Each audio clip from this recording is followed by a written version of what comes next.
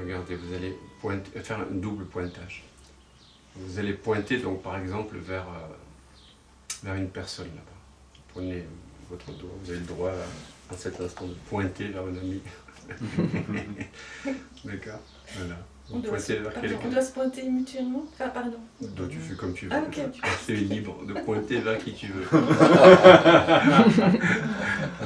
Je sens qu'il y a des préférences qui s'expriment. Je n'y suis pas attaché. Donc tu pointes vous pointez chacun vers quelqu'un, d'accord, là-bas. Donc vous voyez une personne qui est là-bas, une troisième personne ou une deuxième personne, d'accord. Je vois juste une personne là. Oui. Mais pas trois. Une troisième. Je ne comprends pas non plus l'histoire des trois personnes. La troisième personne, c'est le il, le elle. Ah, d'accord. Ah, ok. La troisième personne du singulier, en conjugaison.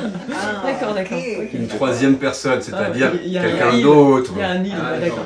Il y a un il. Ouais. Un il ou un elle, d'accord. Une personne. On se comprend.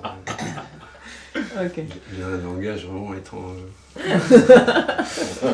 Donc, en même temps, vous allez pointer vers l'espace à partir duquel cette personne est perçue. Voilà. Voilà. Là-bas, vous voyez des couleurs, des vêtements. Ici, il y a juste un grand vide ou une transparence. Ou en tout cas, une absence de couleur, pour être tout à fait juste. Là-bas, il y a des formes. Ici, il y a une absence de forme. Là-bas, la personne elle a un nom. Ici, il n'y a pas de nom dans l'expérience directe. Là-bas, il y a quelqu'un qui a un âge. On peut voir les stigmates de l'âge. Ici, il n'y a pas de stigmates ici. Il n'y a pas d'âge. C'est atemporel. Et donc l'invitation, c'est de vivre à partir de cet espace tout en continuant, bien sûr, à être conscient de ce que l'on perçoit. Mais voir que ce qui perçoit n'est pas une personne, un masque. Je vous signale que le mot personne vient étymologiquement du mot persona, qui vient de persuonare, pour sonner, pour faire résonner. C'était le masque que portait le cœur de la tragédie grecque pour faire résonner leur identité.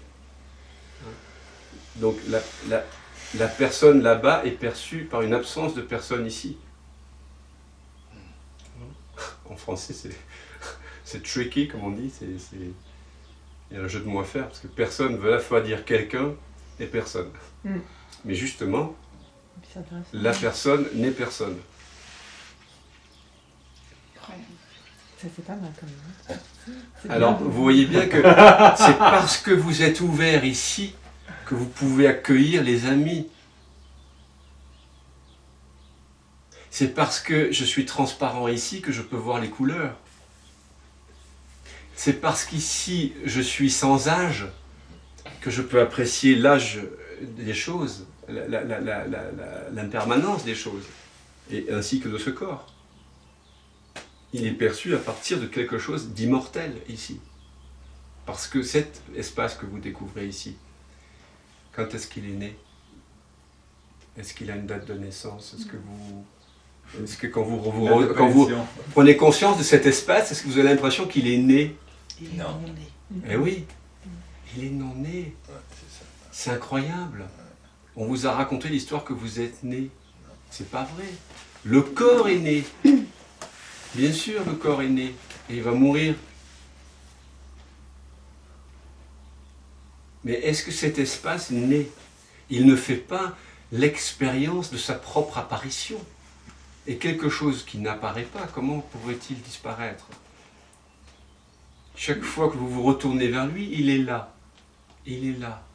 Il est là. Même si on ne se retourne pas vers lui. Même si on ne se retourne pas vers lui. Mais du coup, on souffre. On expérimente de la souffrance dans le rêve. J'avais juste une question. En fait, quand tu demandes qui voit, Ou qu'est-ce qui voit? Ouais, qu'est-ce qu'il voit?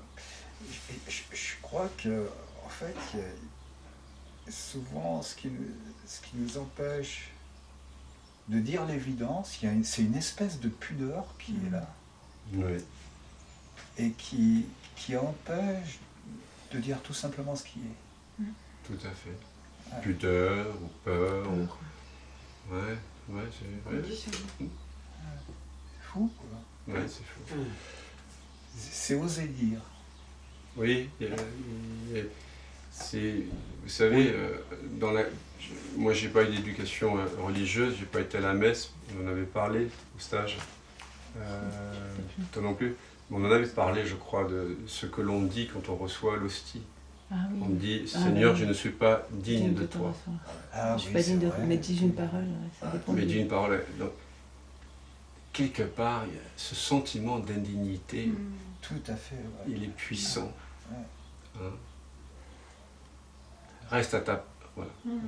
C'est ça. C'est-à-dire qu'il y a une fausse humilité qui est en fait... c'est le fait de se prendre pour un humain, mais rester à sa place. C'est en fait un orgueil extraordinaire de se prendre pour ce qu'on n'est pas. Vous voyez ce que je veux dire? Pour se prendre pour quelque chose de très petit. Et bien, ça pourrait paraître comme le symbole de l'humilité, mais en fait, c'est l'orgueil. C'est la prétention. Se prendre pour un humain, c'est une prétention. Et c'est aussi, ça vient certainement d'une forme d'indignité.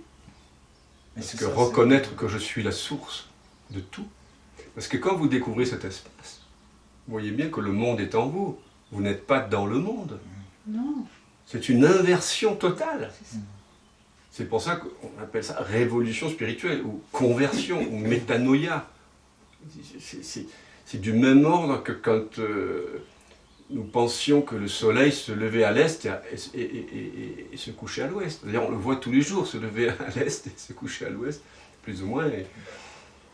Et ça n'a pas été évident pour Galilée de concevoir mathématiquement, en réinventant des lunettes spéciales, en regardant la position des planètes, en comprenant que profondément, en fait, c'était la Terre qui tournait autour du Soleil. Et cette révolution copernicienne et galiléenne, elle est du même ordre que tout d'un coup on passe de l'identification au contenu de la conscience au retour au contenant. C'est un changement de paradigme.